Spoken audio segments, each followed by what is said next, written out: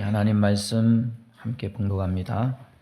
요한복음 15장 1절에서 10절 말씀입니다. 우리 서로 한 절씩 교독하겠습니다. 나는 참 포도나무요 내 아버지는 농부라.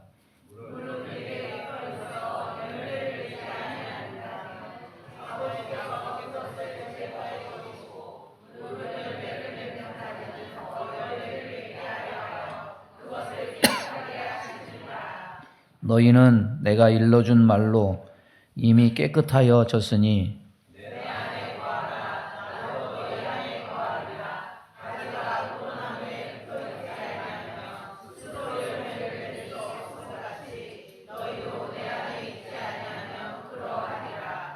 나는 포도나무요 너희는 가지라. 그가 내 안에 내가 그 안에 거하면 사람이 열매를 많이 맺나니 나를 떠나서는 너희가 아무것도 할 수 없음이라.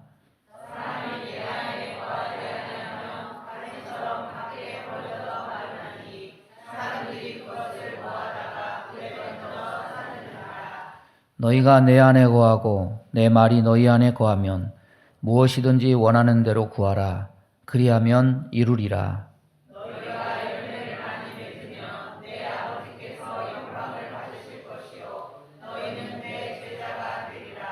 아버지께서 나를 사랑하신 것 같이 나도 너희를 사랑하였으니 나의 사랑 안에 거하라.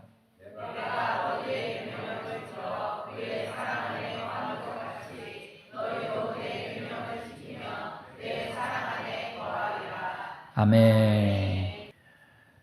오늘 봉독한 말씀 가지고 말씀 전합니다.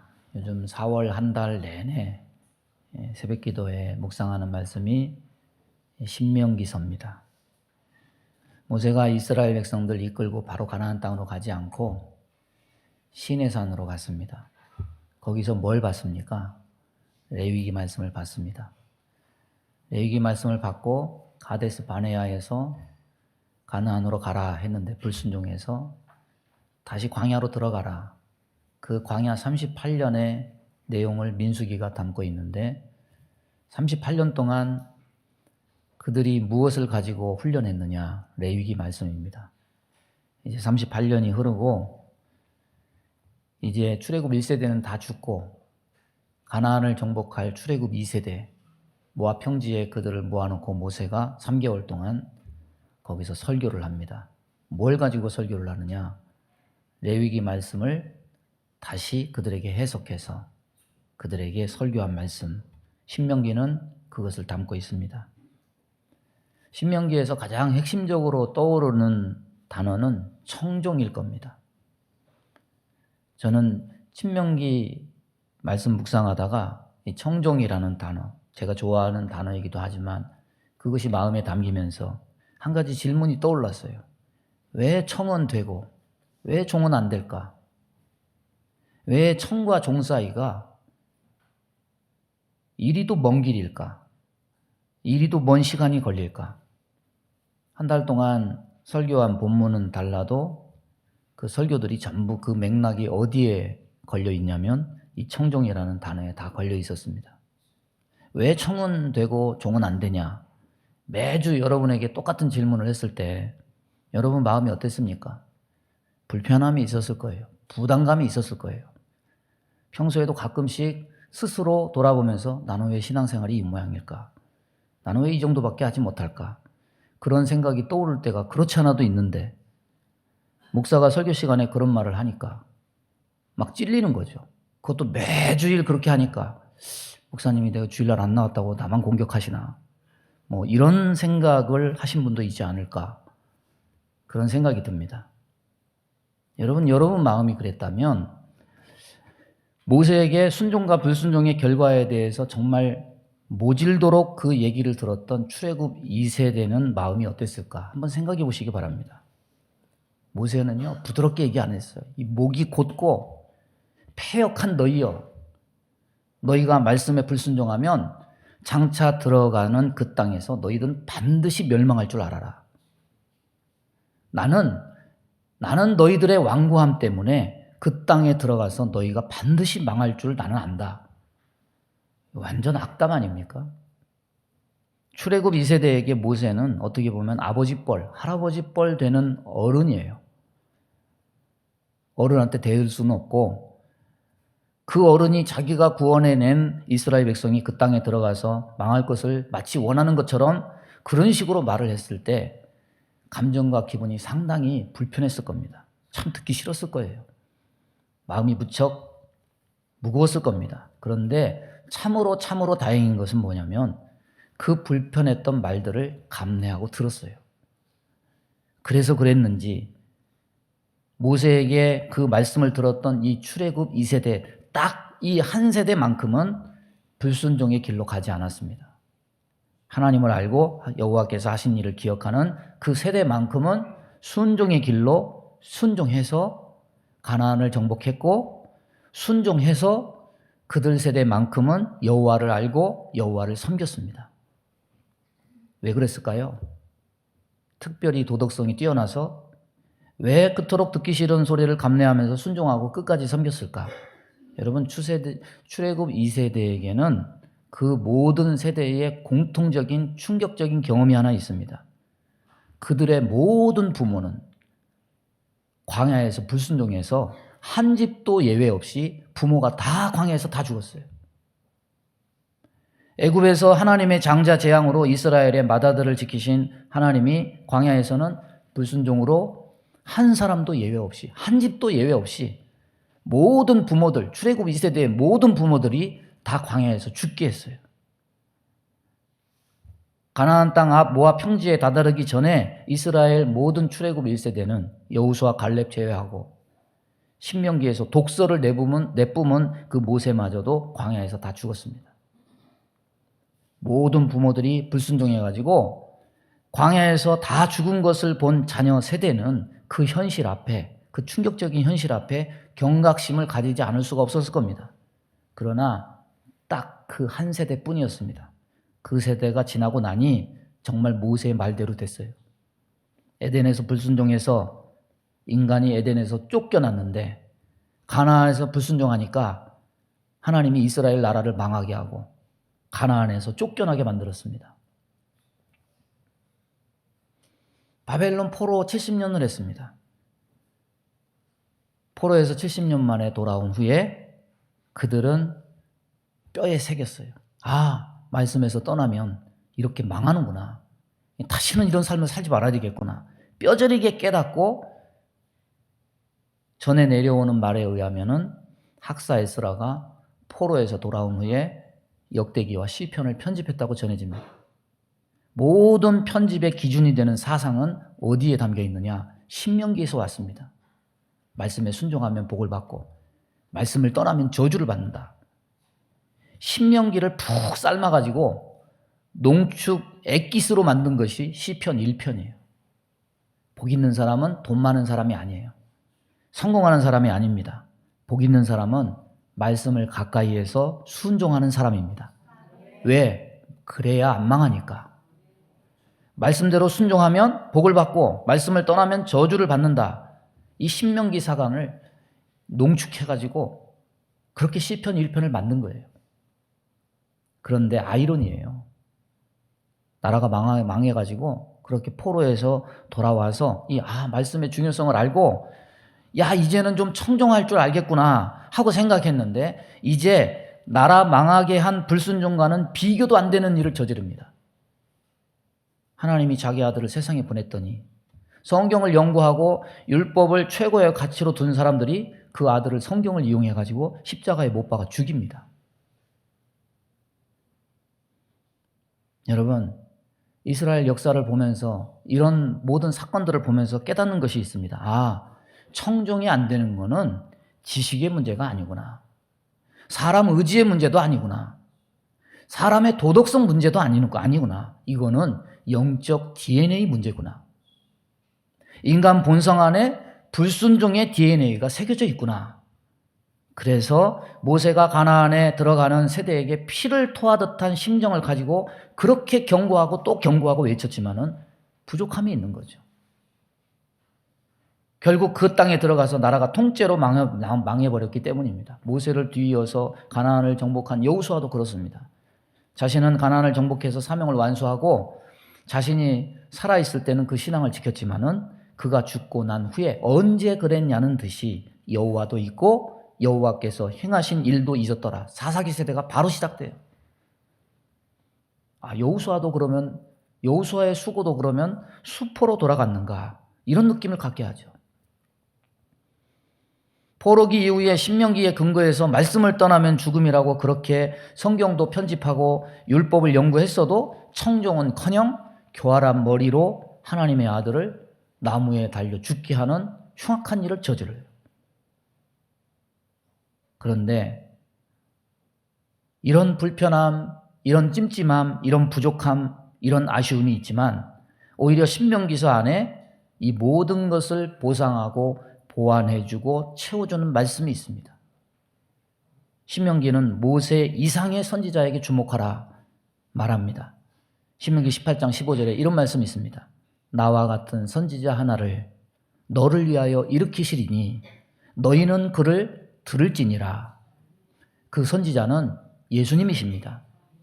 변화산에 모세와 엘리야 사이에 계신 예수님을 향해서 하나님의 말씀이 하늘로 들려옵니다. 이는 내 사랑하는 아들이요 기뻐하는 자니 너희는 그의 말을 들을지니라.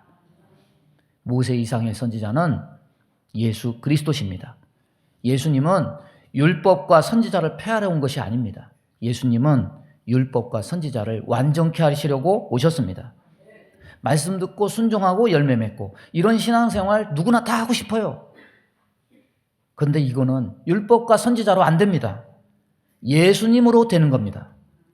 신명기의 완성은 그래서 예수 그리스도십니다. 오늘 말씀에서 우리가 이것을 어디서 발견할 수 있느냐? 오늘 10절 우리 다 같이 한번 읽어보겠습니다. 10절 시작.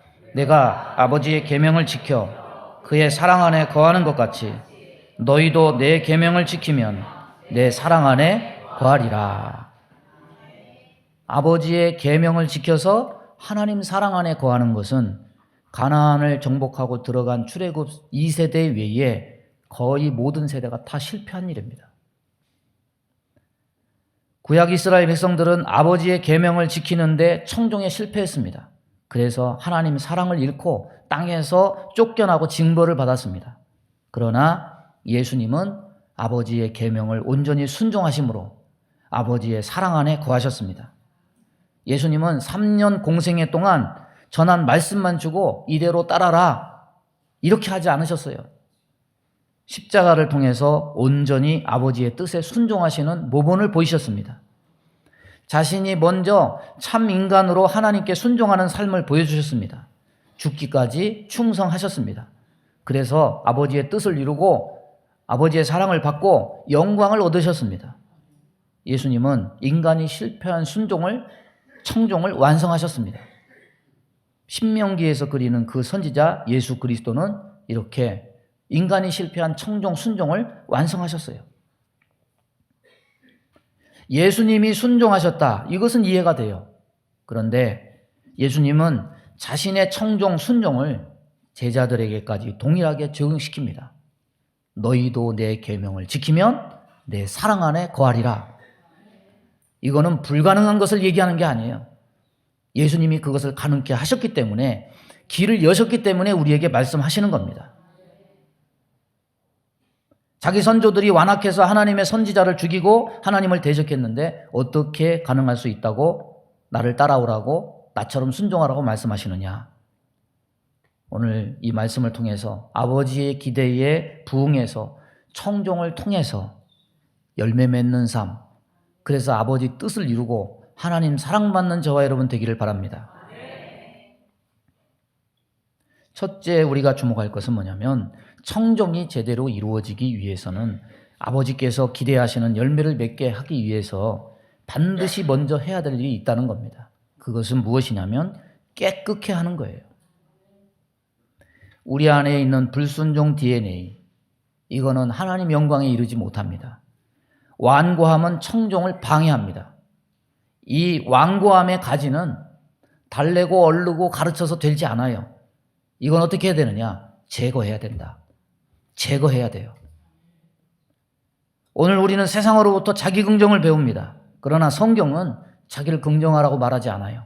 자기를 부인하라고 가르칩니다. 불순종 DNA는 하나님에 대해서 이미 죽은 겁니다. 개과 천선의 대상이 아닙니다. 제거의 대상입니다.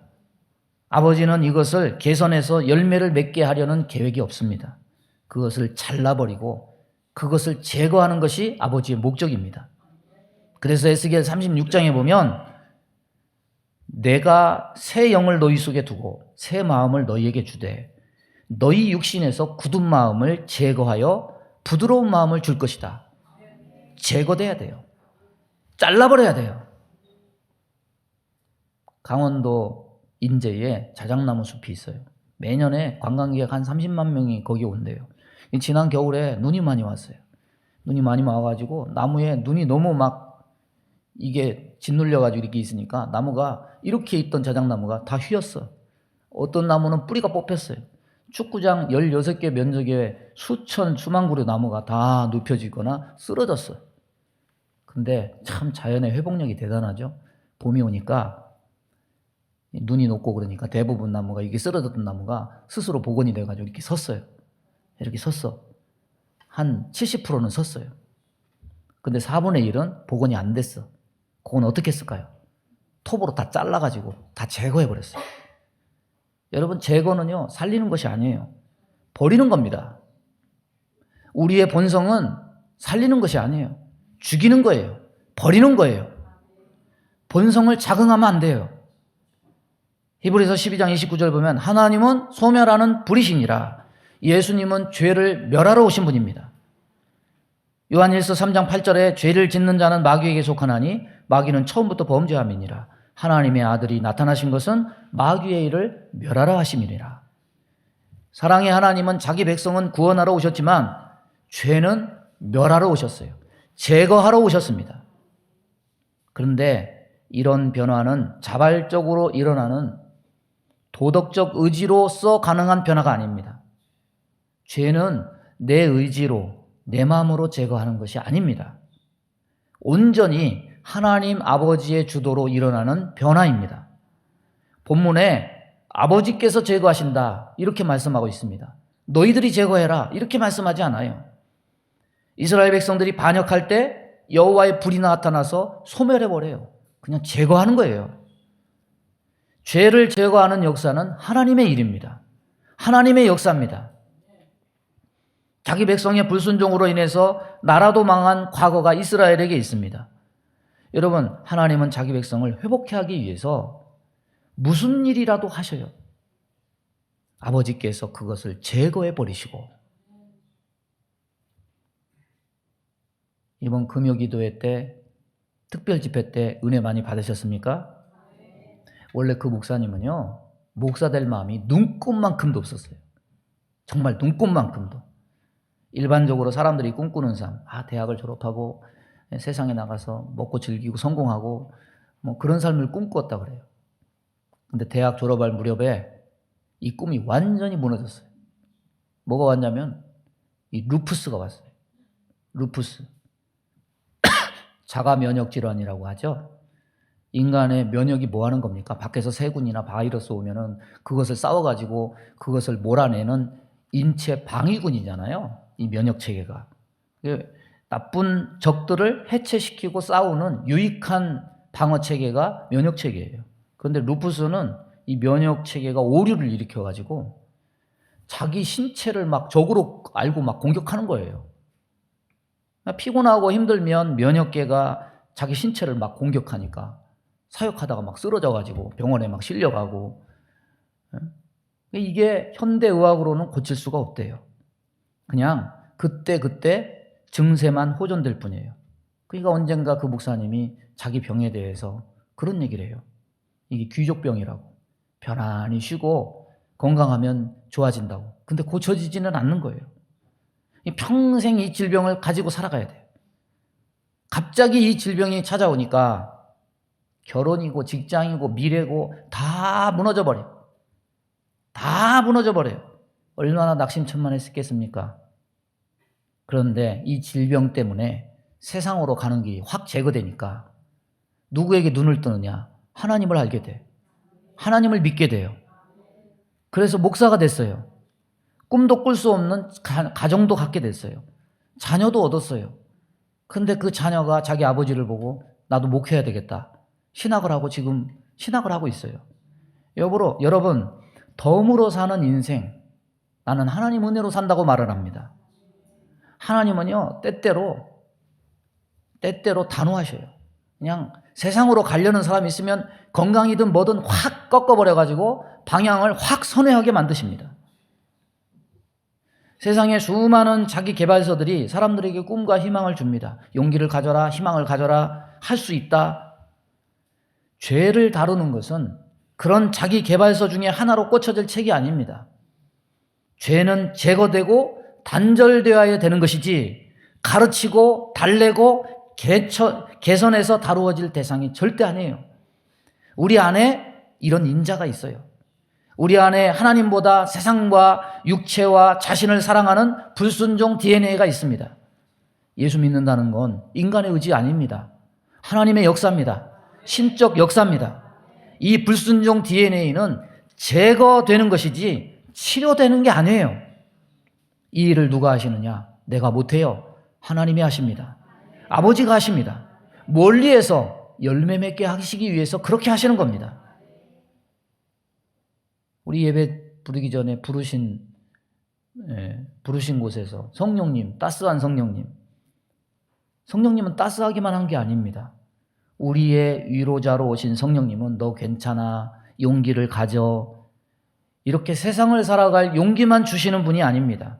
죄를 지적하고 죄를 제거해서 그리스도에게 이끄는 신적 일을 위해서 오신 분이 성령님이십니다. 여러분, 예수 믿는 사람이라고 하면 인간 본성을 자극하면 안 돼요.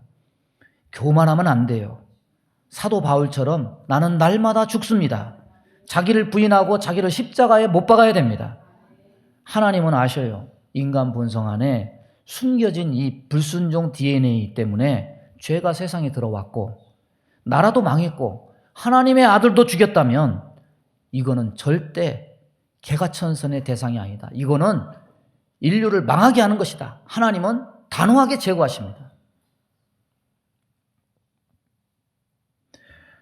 두 번째는 열매를 위해서 아버지께서 죽은 가지를 제거하신 후에 우리에게 권면하는 것은 뭐냐면 거하라는 거예요.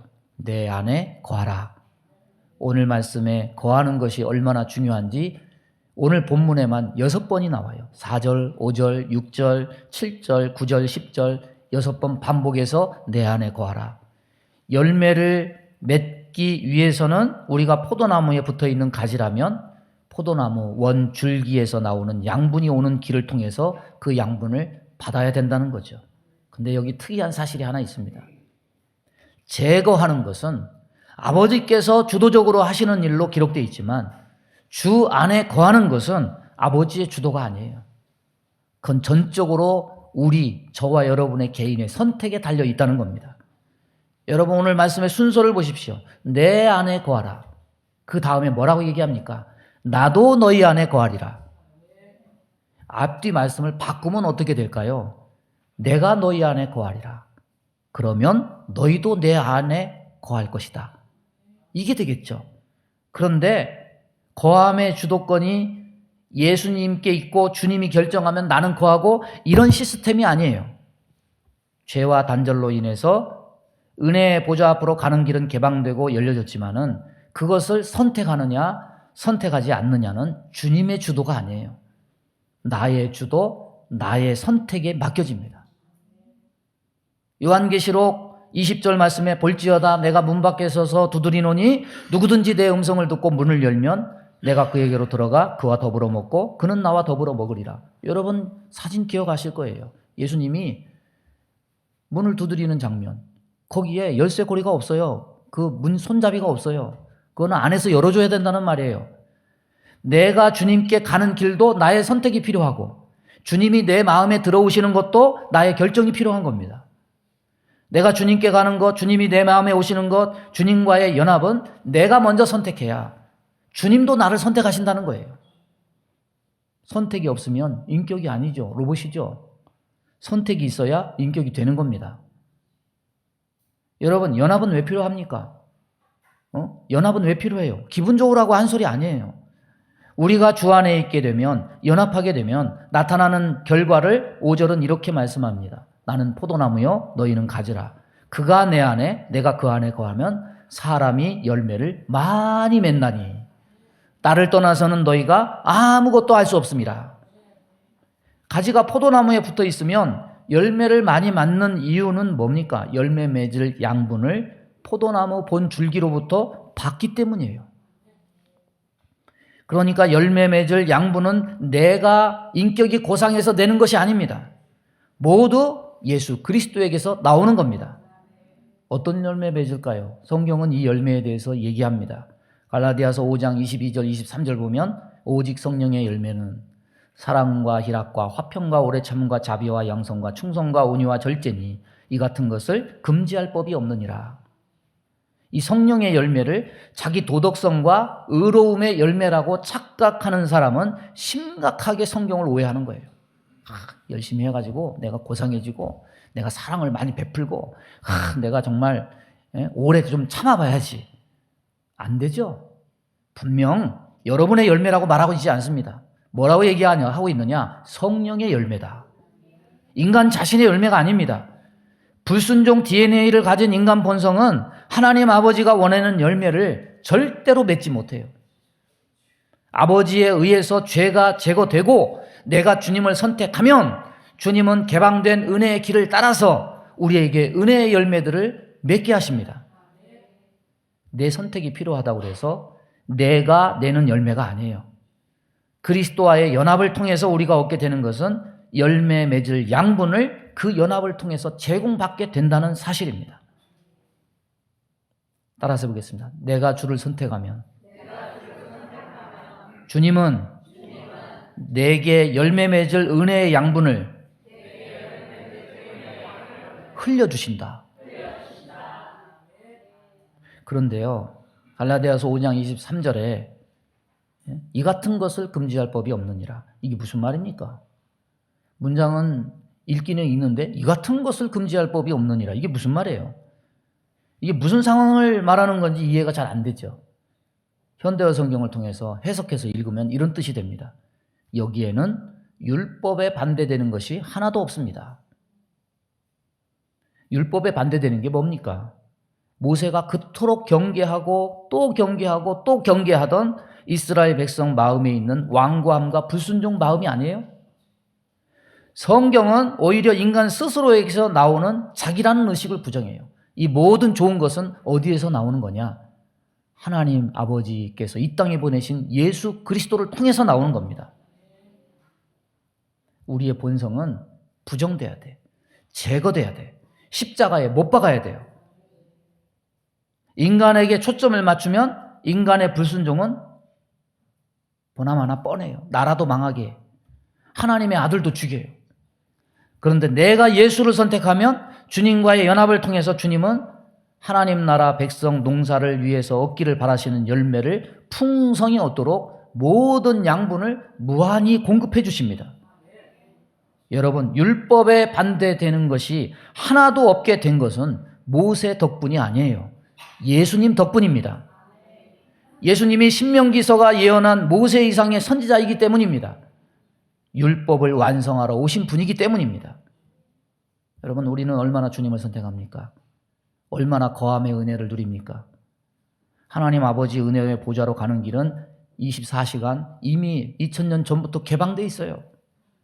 단 사람들이 거하지 않을 뿐이에요. 청종을 통한 열매는 선을 행하고자 하는 나의 의지에 달려있는 것이 아니라 내가 얼마나 주님 안에 거하느냐에 따라서 좌우되는 요소입니다. 그런데 사람들은 다 이런 식이에요. 내가 왜 이 모양대로 살지? 자책감이 들고 죄책감이 드는 것. 이 선한 것이 나올 수 없는 자기 자신의 모습을 보면서 나오는 자괴감이죠. 본성대로 육신대로 사는 삶은 절대로 발전이 없습니다. 안 변합니다. 자책감을 가진 사람은 평생 신앙생활도 자책감만 가지면서 살아요. 가지를 제거하는 이유가 있어요. 여러분, 자작나무 숲에 이렇게 뿌리 뽑힌 나무들 스스로 복원이 안 되니까 다 잘라버렸죠. 왜 그렇습니까? 그거 죽었잖아요. 죽은 나무잖아요. 본성도 마찬가지입니다. 본성대로 육신대로 살면 반드시 망합니다. 반드시 죽습니다. 살 소망은 어디서 오느냐? 내 안에 있는 게 아니에요. 살 소망은 예수 그리스도를 통해서 오는 겁니다. 그렇다면 생각을 바꿔야 돼요. 내가 왜 이 모양대로 살지? 이런 자기 모습만 발견할 것이 아닙니다. 우리는 질문을 바꿔야 돼요. 어떻게 바꿔야 되느냐? 따라서 해보겠습니다. 내가 왜 주님과 떨어져 있지? 이렇게 생각하시기 바랍니다. 내가 왜 주님 안에 거하지 않지? 내가 왜 주님을 벗어나서 내 마음대로 살고 있지? 우리는 이렇게 생각해야지. 왜 제거돼야 될 우리의 본성을 보면서 왜 이렇게 살지? 이미 죽었는데 무슨 소망이 있어요? 영적 자각, 발견을 해야 돼요. 우리 본성 안에 선한 것이 없어요. 살 소망이 없습니다. 개과 천선의 여지가 없습니다. 나만 정신 차리면은 뭐가 될 줄 알고 우리는 그런 착각 다 버려야 돼요. 가룟 유다가 예수님 팔고 난 후에 그랬습니다. 내가 왜 그랬지? 내가 왜 그랬을까? 내가 왜 스승을 팔았을까? 자기 자신을 향한 자괴감만 있었지 예수님께 갈 생각을 눈꼽만큼도 품지 않았습니다. 그는 예수를 찾지 않았어요. 자기 자신이 그런 선택한 것 후회만 하다가 인생 스스로 마감해요. 인간은요, 나라도 망하게 하고 하나님의 아들도 죽이고 자기 자신도 죽여요. 그러나 베드로는 그러지 않았어요. 닭이 3번 우니까 예수님의 말씀이 기억이 났습니다. 그래서 통곡하고 어떻게 했습니까? 다시 예수님께로 돌아갔습니다. 요한복음 10장 10절에 도둑이 오는 것은 도둑질하고 죽이고 멸망시키려는 것뿐이요 내가 온 것은 양으로 생명을 얻게 하고 더 풍성히 얻게 하려는 것이다. 여러분, 가룟 유다의 배신의 죄나 베드로의 부인의 죄나 어느 것이 더 큰 죄입니까? 그 죄나 다 똑같은 거 아니에요? 배신이나 부인이나 다 똑같은 거 아닙니까? 부인도 한 번 한 것이 아니라 3번씩이나 하고 내가 절대로 저 사람을 모른다고 그렇게 얼마나 강력하게 베드로가 얘기했습니까? 죄는 똑같아요. 그런데 베드로와 가룟 유다의 선택이 달랐어요. 가룟 유다는 후회를 했고 베드로는 회개를 했습니다. 후회와 회개의 차이는 뭐냐? 후회는 자기 스스로 하는 것이고 회개는 뭐냐? 주께로 돌이키는 거예요. 후회는 자기 자신을 바라보는 겁니다. 회개는 주님을 바라보는 겁니다. 베드로는 돌이켜서 다시 주님 안에 거했기 때문에 베드로는 은혜를 입은 거예요. 저는 생각했어요. 제자들이 다 도망가고 한 놈은 팔고 한 놈은 부인하고 12제자가 다 망해버렸어. 그러면 저와 여러분 같으면 어떡하겠어요? 다시 만나면 먹살을 부여잡고 뭐 어쩌고 저쩌고 막 분이 나가지고 네가 그럴 수 있냐? 세상에 내가 믿었는데. 근데 성경 눈 씻고 찾아봐도 예수님이 책망을 안 하시네. 믿음이 없다고는 책망을 하시는데 이 배신하고 부인하고 도망간 제자들을 향해서는 한마디도 책망을 안 하셔요. 이유를 알았어요. 인간 본성은 소망이 없는 거예요. 예수님은 그들의 본성을 바라보신 것이 아니라 예수님 안에 거할 때 새롭게 변화될 그들의 미래를 바라보신 거예요. 그러니까 좀 부족한 사람 미워하지 마세요. 본성대로 사는 거. 저 본성이나 내 본성이나 다 그거지. 그러나 저 사람도 나도 소망이 있는 것은 주님이 나를 주 안에 거할 때 새롭게 만들어낼 거기에 소망이 있는 것이지. 여러분 이렇게 생각하시기 바랍니다. 왜 청은 되고 왜 총은 안 될까? 왜 청과 종 사이가 이리도 먼 시간일까? 이 불편한 질문에 이제 저는 여러분에게 자신 있게 대답할 수 있어요. 주께로 돌이켜 거함을 생각지 않고 자기 자신이 도덕적이고 신앙적이지 못하다는 자기 자신만을 놓고 후회하면서 자기 자신을 달래서 어떻게 해보려고만 하는 그 생각에 머물러 있다면 청과 종 사이는 영원히 우리한테 이어지지 않을 거예요. 그런 마음이 있어요. 내가 마음을 안 먹어서 그렇지, 내가 마음만 먹으면 예수 나는 잘 믿을 수 있을 거야. 여러분, 속지 마세요. 여러분 안에 있는 불순종의 인자를 믿지 마세요. 절대 그거는 근거 없는 교만함이에요. 예수로 사는 인생이면서 자기 자신의 힘과 능력과 의를 기반으로 살려는 그런 삶은 절대로 청종이 될 수가 없어요. 왜 자꾸 사람들이 예수 믿으면서 자기 자신으로 잘못된 접근을 합니까? 우리는 자기 본성에 접근을 하는 것이 아니라 예수님께 거해야 돼요. 예수님께로 가야 됩니다. 시시때때로 주님께 돌이켜서 주 안에 거해서 살아야 됩니다. 그럴 때 그것이 나를 생명으로 인도하고 열매 있는 양분을 얻게 하고 내 자의식이 나를 선한 길, 의의 길로 인도하는 것이 절대로 아닙니다. 여러분, 백날 후회해 보세요. 죽은 가지와 같은 본성으로는 아무것도 눈꼽만큼도 절대로 바뀌지 않습니다. 그러나 회개하고 주님께로 돌이켜 보세요. 주님이 우리 삶에 열매 맺을 양분을 주실 겁니다. 시시때때로 우리는 주를 의지해야 돼요. 말씀 정리합니다. 신앙은 인간 농사 아니에요. 내 인생이지만 신앙은 아버지의 농사예요. 모세는 자신이 애굽에서 이끌어낸 그 백성이 가나안 땅에 들어가서 신앙 농사를 아버지의 뜻대로 잘 지어서 복을 받고 누리길 원했지만 이스라엘 백성은 하나님 이용해가지고 자기 농사를 지으려다가 결국 나라도 망하고 하나님 아들도 죽였어요. 그러나 하나님 아버지가 그렇다고 포기하지 않아요. 하나님 아버지는 모세 이상의 선지자를 예비하셨습니다. 예수님은 율법과 선지자를 완전케 하시려고 오셨습니다. 그래서 신명기의 완성은 모세가 아니라 예수님으로 가능케 된 겁니다. 예수님은 모세의 계명을 가지고 실패한 이후 세대들에게 새로운 청종의 길을 제시하십니다.